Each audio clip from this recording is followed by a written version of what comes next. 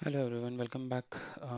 विप्रो के number analyse करने के बाद इनका मैनेजमेंट कमेंट्री पे एक बार नज़र डाल देते हैं कि किस हिसाब से फ्यूचर प्रोजेक्शंस ये लोग कोट करना चाह रहे हैं। अगर अपन इनका लार्ज डील्स देखें तो दैट 2.9 बिलियन के आसपास स्टूड करेगा। That will be 90% year on year jump. ठीक है, सो this is one positive factors.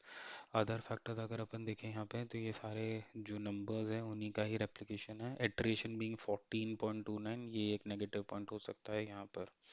Then moving ahead अगर अपन देखें कि इनके फ्यूचर एस्पेक्ट ऑफ बिजनेसेस में लार्ज आउटलुक किस साइड आ रहा है।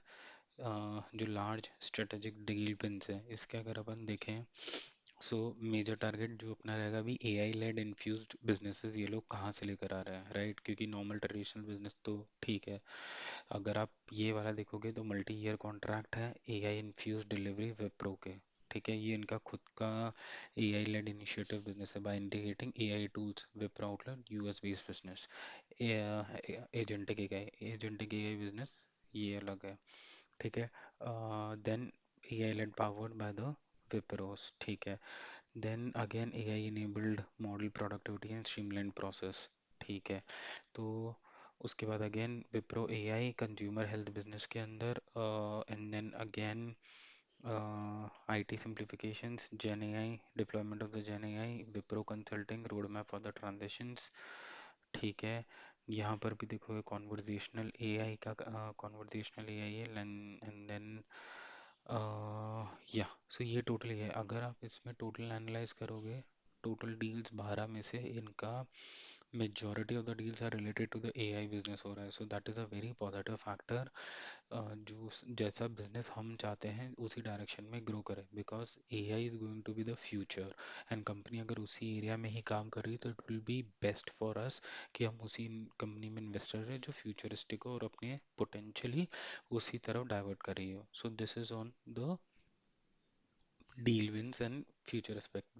जो मोस्ट नेगेटिव कंसर्न यहाँ पर आ गया है अभी, दैट इज यहाँ पर जो इन्होंने आउटलुक दिसंबर क्वार्टर का दिया है। दिसंबर क्वार्टर के आउटलुक में ये 0.5 to 1% का ही इंक्रीज बोल रहे हैं। तो दैट पर्टिकुलरली मीन्स कि ये यहाँ पर बहुत ज़्यादा एक तो ग्रोथ का इशू रहेगा, एक ग्रोथ कंसर्न रहेगा, और दूसरा आपका डिमांड फोरकास्ट जो है वो भी इतना सही नहीं है। सो ये दोनों पैरामीटर्स पर हो सकता है स्टॉक नेगेटिव ट्रेड करे। अगर मैं आपको इसका ट्रेडिंग व्यू पे, चलो इसका एडीआर देख लेते हैं कि एडीआर कहाँ रेंज कर रहा है इसका, ताकि हमें कल का हमारे मार्केट में क्या होने वाला है वो पता चल जाएगा।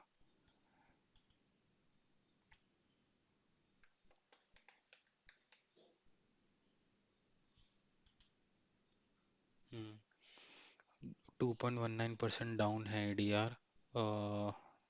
Lot of quantities has been bulk sold here. तो यहाँ से मतलब है कि कल ये स्टॉक नेगेटिव टेरिटरी में ओपन होना हो सकता है, कंसर्निंग जो आज इसका आउटलुक दिख रहा है एडीआर में। सो लेट्स सी कि कल क्या होता है मार्केट में। Cool, thanks for joining, please subscribe, keep watching.